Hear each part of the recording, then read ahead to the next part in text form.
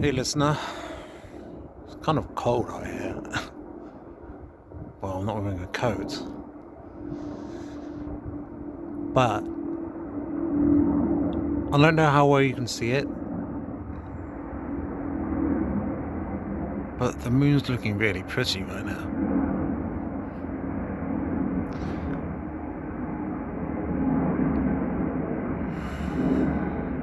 So,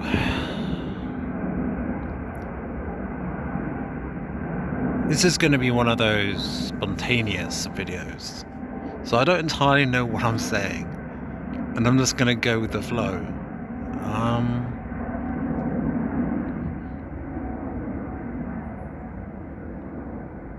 I'm just starting to realize. Well, I mean, I knew that it's all a hologram, right? But the extent of that, or the full ramifications of that, I hadn't really hit home. How much we co-create our experience on Earth. How much of it we consent to through that co-creation process.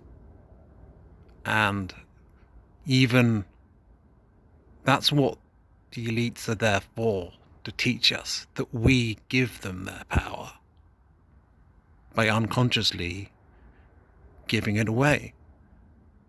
We view themselves as being above us, and that's why they end up in that position.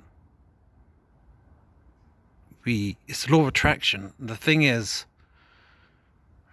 people say that law of attraction has a dark side, and they say it like it's a criticism of the law of attraction. But the law of attraction, it's not something, in my opinion, to be used proactively necessarily. I mean, it can be used proactively to get certain things, but if you use it selfishly, it's likely to backfire. Whereas if you're coming from your heart and you're simply aware of it, it means you don't create what you don't want. You don't manifest negativity, right?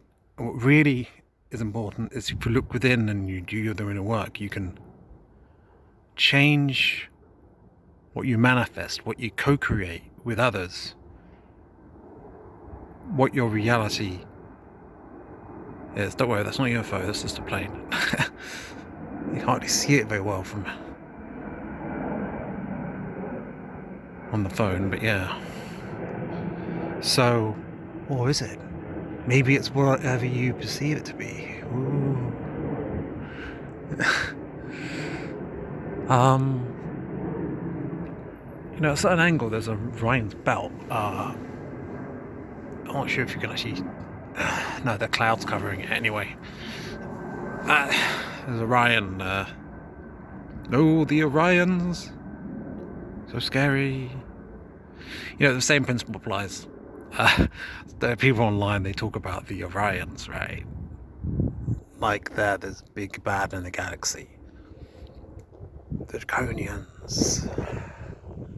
But maybe the same thing applies as with the elites. Those of negative polarity, I mean, like, their power is largely illusory. And it's based on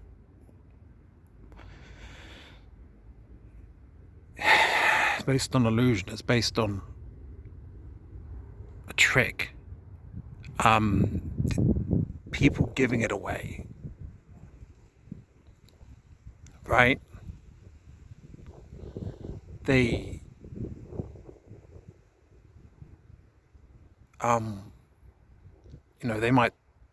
it might be put forth this idea of it's about strength and bravery, and those who are like being kind and loving, that they're weak, right? But it's not true.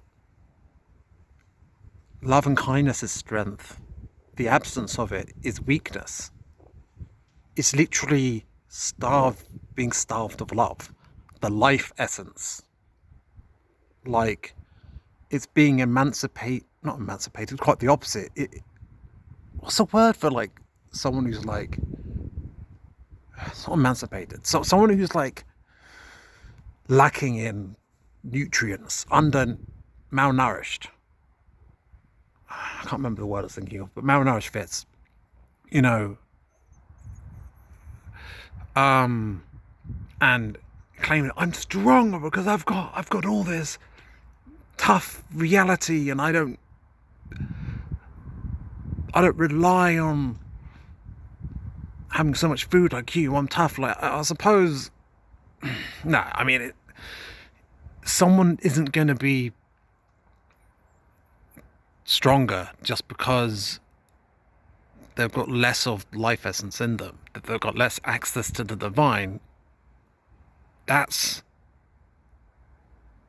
being in a weaker position.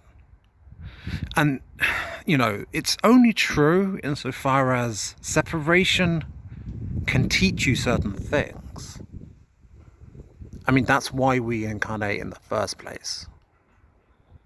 There's a reason why we leave the spirit world, and there's a reason why we go back, and there's a reason why we repeat it, and it's all a learning process. I'm not one of those pessimists in the spiritual community who believe that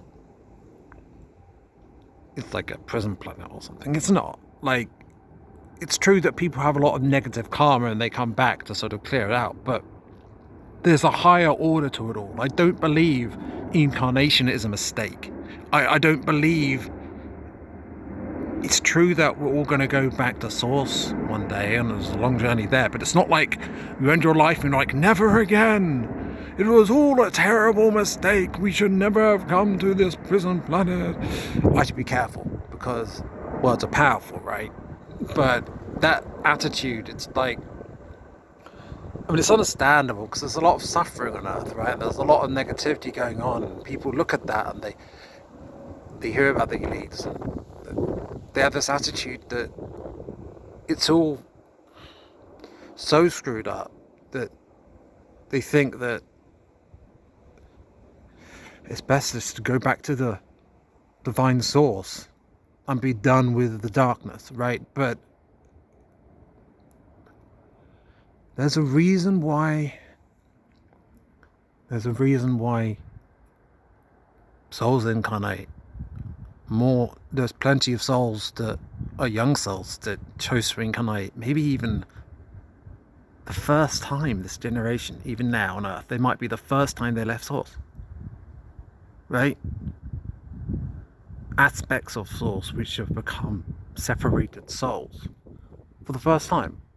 And that wouldn't be happening if it was a mistake. They would know from their higher perspective that it wasn't worth doing, and then not do it. So, and the universe has been around for a long time. Like, I don't feel like, I don't see this as a mistake. I see this as, even though I don't fully understand it yet, and I haven't fully emotionally accepted it, at least on some level, I understand that everything in a way is working out with that sort of divine perfection, an order that even the negative things are to teach people is catalyst, a lot of catalyst. So there's always a positive angle, and I'm sure that a higher source always has a positive angle on anything. And I mean anything, even the most shocking things that will be coming to light, and even things that won't be in this awakening. So, I don't know. I'm not sure what else to say, but, you know, I'm fairly happy with this recording. I hope you found it interesting. Keep shining, and don't let the darkness get you down. It's just part of this transition. Alright, bye for now.